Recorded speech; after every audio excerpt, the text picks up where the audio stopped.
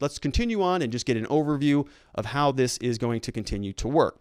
So first and foremost, let's talk about what people are saying. We've got a statement from President Trump, came out over the weekend. He calls Ruth Bader Ginsburg a titan of the law. So the statement from the president says, "Today our nation mourns the loss of a titan of law. Served more than 27 years, notably just the second woman. She was a loving wife, mother, 2 children, renowned for her brilliant mind, powerful dissents at the Supreme Court. She can disagree without being disagreeable. Her opinions were well-reasoned. They included the discussions about legal equality of women, disabled individuals, and so on and so forth. Fighter to the end," Trump says.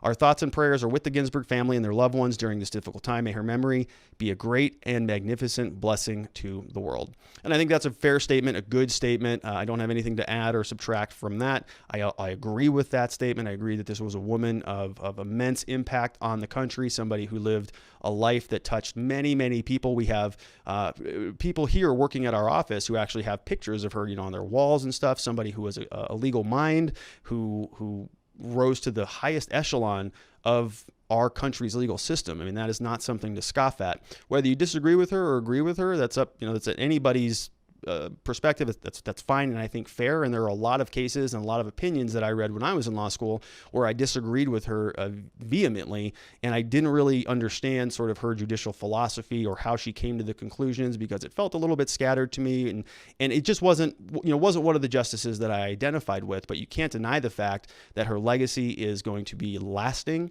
She had a major impact on the country, and she was a cultural icon to many people, including inspiring a lot of young women to get more plugged into law, which you never can deny how powerful of a thing that is.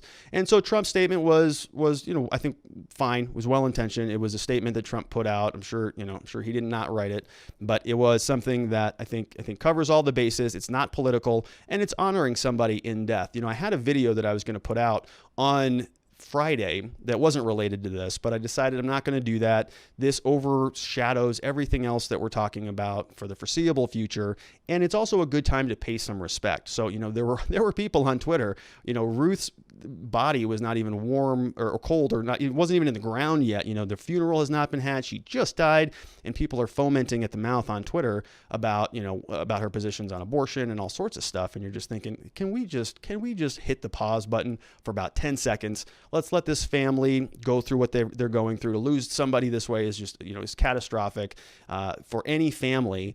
And the fact that she was so powerful and that the whole country is going to be having their eyeballs on this thing is, I think it warrants a little bit of grace. So we wanted to make sure that happened. Now Trump releases a nice statement, but he can't help being Trump. So Trump comes back out the next day, and now he wants to have some discussion over her final statements. And a couple other things before we flip over to that. So a couple other points that Trump made. He said he vows to nominate a woman to honor Ruth Bader Ginsburg. He said he's going to name his pick to replace late Justice Ginsburg on Friday or Saturday. He wants to pay respect and allow time for the Ginsburg family to have the funeral services.